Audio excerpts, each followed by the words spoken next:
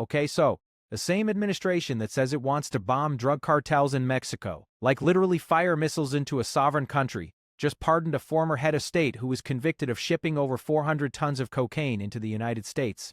And somehow that's not the craziest part, because while they're blowing up speedboats in the Caribbean and calling it a war on drugs, they've quietly pulled thousands of DEA agents off actual cartel investigations and reassigned them to immigration raids. You cannot make this up. Watch what Raskin does with this. Mr. Chairman, thank you very much, and thanks to the witnesses for joining us today. Since the summer, the administration has launched more than 40 strikes on alleged drug boats in international waters, mostly in the Caribbean, killing at least 157 people. This is without any declaration of war, and I am also moved, like Ms. Crockett, by all the young people here today, and I just want to remind you to read your Constitution, because in Article 1, Section 8, Clause 11, it gives Congress the power to declare war. The founders of our country were so adamant about this. James Madison wrote a letter to Thomas Jefferson specifically on the subject, saying that the kings were constantly plunging their countries into wars of conceit and vanity, imperial avarice and corruption, and it had to be the representatives of the people who decide to go to war, and not one guy. So today, not Donald Trump, not J.D. Vance, not Tulsi Gabbard. It's got to be the representatives of the people. But as with what's taking place in Iran today, there's no declaration of war. And as I survey the wreckage of this administration's drug enforcement policy, I'm reminded of what Talleyrand said about Napoleon, who murdered one of his cousins. He said, "This is worse than a crime, it's a mistake." And so what has taken place with these lethal strikes on drug boats is both a crime, murder, plain and simple, but it's also a mistake. The administration has not provided any plausible legal justification under domestic or international law for Trump to use the military to kill anyone that he unilaterally deems to be a terrorist. If these people were on U.S. soil, they would be arrested based on probable cause, if it existed. They'd be indicted. They'd be tried in court. And then they'd be convicted by a jury of their peers, or they'd be acquitted. Donald Trump knows something about the criminal justice process. He demanded every right in the arsenal of due process rights we have. And well, he should have when he was convicted on 36 different counts of felony fraud, but he had the right to counsel, he had the right to present evidence, he had the right to cross-examine, he had the right to be indicted, and he had a right to a jury of his peers deciding the case. Even out at sea, our Coast Guard knows how to interdict a ship and take sailors into custody. In America, we arrest and we prosecute people who commit crimes. We don't blow them out of the water with a Hellfire missile. These boat strikes are also, though, spectacular and costly mistakes. Obviously a made-for-TikTok distraction, covering up the completely ineffectual drug policies of the administration, and then, in a self-defeating way, preventing us from focusing on what really works in fighting drugs. Under the Biden administration, the U.S. saw the largest drop in opioid and fentanyl overdose deaths in history, from 80,000 in 2023 to 54,000 in 2024. Again, a huge number of people, but still moving things in the right direction. In West Virginia, opioid deaths declined by 46%. In Wisconsin, by 44%. Things were moving in the right direction. But President Trump appears to be doing everything in his power to reverse this progress with his characteristic recklessness and bravado. Just a few months ago, he slashed staffing at the Substance Abuse and Mental Health Services Administration by 50%. He terminated $1.7 billion in block grants for mental health services for state health departments, and he cut $350 million in addiction and overdose prevention funding in 2025. It's already way underfunded, but he's been slashing away at the money that's actually there. His one big ugly bill cut tens of billions of dollars out of Medicaid, which provides health coverage to nearly half of adults in America who have an opioid use disorder. But we're not going to be able to treat addiction to opioids in the crisis we have in overdoses by blowing up boats in the middle of the ocean. We've got to treat the people who are suffering from these addictions. Mr. Chairman, it's not a video game. It's a national public health and medical emergency, and we're not going to be able to bomb our way out of a fentanyl crisis. So, more than 5,000 FBI and DEA agents have been reassigned from combating drug cartels, actually fighting drug cartels, to immigration enforcement in order to meet Stephen Miller's immigration quotas. Last year, Attorney General Bondi terminated the Department of Justice's Organized Crime Drug Enforcement Task Forces, a long-standing strike force created by Ronald Reagan, which allowed DOJ to coordinate with agencies investigating cartels and international criminal networks. Over the last 4 decades, these task forces conducted more than 37,000 investigations of overseas criminal drug and trafficking enterprises, leading to the conviction of over 321,000 defendants, and we're dismantling it. Our witness today, Thomas Padden, is the former acting director of the Organized Crime and Drug Enforcement Task Force. As a nonpartisan law enforcement professional, Mr. Padden can testify to what was the efficacy and utility of this task force when it comes to dismantling drug trafficking networks. And he can explain just how dangerous the elimination of these tools will be, and already has been, for our country. The Trump administration claims it launched these deadly boat strikes because the Maduro regime was bringing cocaine into the United States. And Trump is a tough and determined fighter of cocaine. But check this out. Just last year, President Trump pardoned Juan Orlando Hernández, the convicted mega cocaine trafficker and disgraced former president of the country of Honduras. Hernández turned Honduras into a full-blown narco state and used his presidency to operate one of the largest and most violent drug trafficking conspiracies on earth. When asked why Trump would pardon a narco trafficker responsible for shipping 400 tons of cocaine, that's more than 800,000 pounds of cocaine. Someone will correct my math if I'm wrong on that. 800,000 pounds of cocaine into our country. President Trump responded that the decade-long criminal investigation into Hernández was, quote, nothing more than a Biden setup, which is a remarkable claim given that it was Trump's own former defense attorney and former DOJ senior official, and now handpicked federal judge Emile Bove, who built the case against Hernández and his family during Trump's first term. But Hernández, the coke smuggler and dealer, who was taped saying, we're going to shove the drugs up the noses of the gringos, he had apparently other connections to the Trump family and the Trump White House, and he was able to get his pardon. And if you think that was unusual, check out Trump's pardon of Ross Ulbricht, the founder of Silk Road, a website that facilitated more than 1.5 million narcotics transactions. Prosecutors described Ulbricht as the kingpin of a worldwide digital drug trafficking enterprise for his role in operating the crypto-powered online black market, which facilitated the sale not just of cocaine, but heroin and fentanyl and other deadly drugs.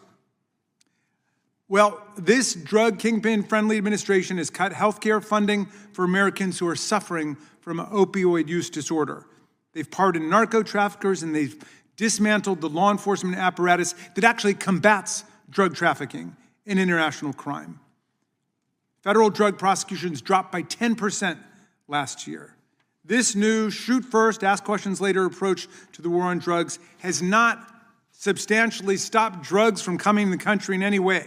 And for decades, the Coast Guard stopped the same boats we're blowing up now. We've not stopped any fentanyl from coming to the United States, the drug primarily responsible for killing Americans, since Venezuela does not produce or export any substantial amount of fentanyl. They changed the subject and started talking about cocaine. These strikes fundamentally weaken our ability to bring cases against drug kingpins or the networks that actually sent these drugs, since we're blowing up the lower-level witnesses that we need in order to indict and prosecute higher-level operators. Well, It's not just the pardons that make no sense. ICE's obsession with meeting Miller's deportation targets has led them to detain individuals who should be standing trial for their drug offenses. In a number of cases, state drug cases have been delayed or even dismissed altogether, where defendants detained by ICE have failed to appear in court. One judge was forced to dismiss a case against a person working with the Sinaloa drug cartel because he was in ICE custody instead and was deported. If they've committed crimes here, they should be prosecuted here, and they should be sentenced and fined here. The billions of dollars these unlawful and ineffective executions cost could be used to save American lives. We should fully restore mental health service funding. We could support rural hospitals that are on the front line of this addiction crisis. We could be investigating real drug traffickers and prosecuting more drug cases. But Secretary of War Hegseth needs his clicks, and so we continue bumbling down this reckless, inexplicable, and counterproductive path. It's not just a crime, it's a mistake. I yield back to you, Mr. Chair. All right, so let's talk about what you just watched, because Raskin is doing something here that almost nobody in Congress does anymore. He's reading the receipts back to the people who wrote them. The administration says this is about stopping fentanyl. That's the whole pitch. Bomb the cartels, secure the border, save American lives. Sounds great on a bumper sticker. But here's what's actually happening behind the curtain. So right here we have former defense officials raising alarms about proposals to bomb cartel targets inside Mexico without congressional approval. No declaration of war, no consent from the Mexican government, just missiles into a neighboring sovereign nation. Legal experts are calling this a direct violation of Article 1 of the Constitution. Congress declares war, not one guy in the Oval Office. And the thing is, experts have been saying for years that this approach doesn't work. You blow up a lab, another one opens the next day. Fentanyl is synthetic. It doesn't need poppy fields. It needs a kitchen table and a chemical supply chain. This isn't a war you can win with bombs, but it sure makes for a great press conference. And here's where the math completely falls apart. Because while the administration is selling you this tough-on-drugs image, the actual numbers tell a completely different story. Overdose deaths in the United States were already falling significantly. We saw a nearly 25% decline nationally. States like West Virginia and Wisconsin saw drops of over 40%. That's the largest recorded decline in modern American history, and it wasn't because of bombs or military strikes. It was because of naloxone distribution, addiction treatment funding, mental health block grants, the boring, unglamorous public health stuff that actually saves lives. That's what was working. That's the thing they're about to gut. And this is where it gets genuinely insulting to anyone paying attention. Because it's not just that the military approach doesn't work. It's that they're actively dismantling the approach that does work while pretending the bombs are the solution. So look at this. Trump pardoned Ross Ulbricht, the founder of Silk Road, the largest online drug marketplace in history.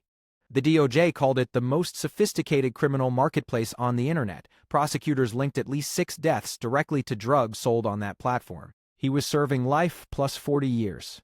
Trump gave him a full unconditional pardon on day 2 of his presidency. Called the prosecutors who convicted him scum, and then on December 1st he pardoned Juan Hernández, the former president of Honduras, who was convicted of helping ship over 400 tons of cocaine into the U.S. while taking millions in bribes from El Chapo's Sinaloa cartel. The same cartel the administration designated a foreign terrorist organization. So you're telling me the cartel is a terrorist group, but the head of state who ran their logistics gets a pardon and a ride to the Waldorf Astoria. That's not a war on drugs. That's a loyalty program. Now let's talk about what they're cutting. Because this is the part that should make everyone furious regardless of where you sit politically. The proposed budget slashes Medicaid by tens of billions of dollars. Nearly half of American adults receiving substance abuse treatment rely on Medicaid. Half. On top of that, mental health block grants and overdose prevention funds are facing cuts of up to 50%. SAMHSA, the Substance Abuse and Mental Health Services Administration, had its staffing cut in half. $1.7 billion in block grants for state health departments gone. $350 million in addiction and overdose prevention funding gone. These are the programs that produced the historic decline in overdose deaths we just talked about. And the administration is gutting them while spending billions on bombing boats. And then there's the law enforcement piece. This is the one that really exposes the whole thing for what it is. Internal memos show over 5,000 FBI and DEA agents have been reassigned from anti-narcotics task forces to immigration enforcement. The DEA alone shifted roughly a quarter of its entire operational capacity away from drug cartels to immigration raids. On top of that, Attorney General Bondi terminated the Organized Crime Drug Enforcement Task Forces, a program created under Ronald Reagan that over 4 decades led to over 321,000 convictions, $13.4 billion in seized assets, and 870,000 weapons taken off the streets. That program is gone now, replaced with agents doing immigration checkpoints at restaurants. As one former ICE official put it, it's a good time to be an American-born criminal. And that brings us to the pardon that honestly should have ended any pretense that this is about fighting drugs. Juan Orlando Hernández was not some low-level offender. He was convicted after a 3-week trial of conspiring to import cocaine into the United States and using his presidency to protect cartel operations. The DOJ said he helped move over 400 tons of cocaine. He took bribes from El Chapo. He was sentenced to 45 years. And Trump called it unfair, pardoned him. And the Bureau of Prisons drove him to the Waldorf Astoria in New York while his ICE detainer was quietly removed. Meanwhile, the administration is killing people on speedboats in the Caribbean without trial, without identification, without due process. Senator Rand Paul, a Republican, said, "The pardon demonstrates the craziness of this policy." When Rand Paul thinks your drug war is incoherent, you've lost the plot entirely. So here's the full picture. The administration bombs boats and calls it a drug war while pardoning the actual kingpins who moved hundreds of tons of cocaine. They gut the public health programs that produced the biggest decline in overdose deaths in American history. They pull thousands of agents off cartel investigations to chase deportation quotas. And they eliminate the task forces that spent 40 years building cases against trafficking networks. That's not a war on drugs. That's a press release with a body count out. So here's the line. If someone tells you this administration is tough on drugs, ask them this. Why did the president pardon a man convicted of shipping 400 tons of cocaine into America? Why did he pardon the guy who built the biggest drug marketplace on the internet? Why is he cutting the addiction funding that was actually saving lives? And why are DE agents doing immigration raids instead of investigating cartels? Because the answer to every single one of those questions is the same. This was never about stopping drugs. It was about the show. The bombs, the headlines, and if that show costs a few thousand lives that would have been saved by a naloxone kit or a Medicaid-funded rehab bed, well, that's a rounding error to them. It's not a rounding error to the families. That's it. If this helped you see what's actually going on, like the video, subscribe, share it with someone who needs the full picture. I'll see you in the next one.